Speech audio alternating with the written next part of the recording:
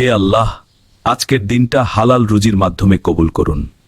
মা, জোহরের নামাজ ভুলবে না। জি আম্মু, ইনশাআল্লাহ। ঘরে টাকা নেই, কিন্তু এটা তো আমার না, আল্লাহ দেখছেন।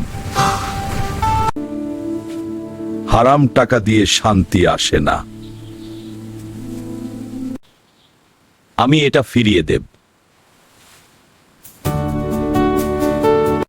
আজ বাজারের টাকা নেই। আম্মু, আল্লাহ ব্যবস্থা করবেন না?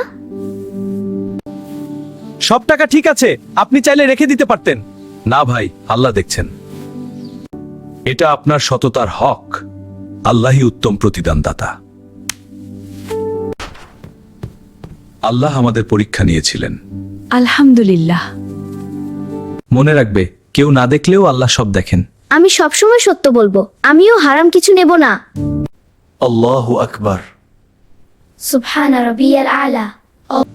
যে আল্লাহকে ভয় করে, আল্লাহ তার জন্য উত্তম ব্যবস্থা করে দেন।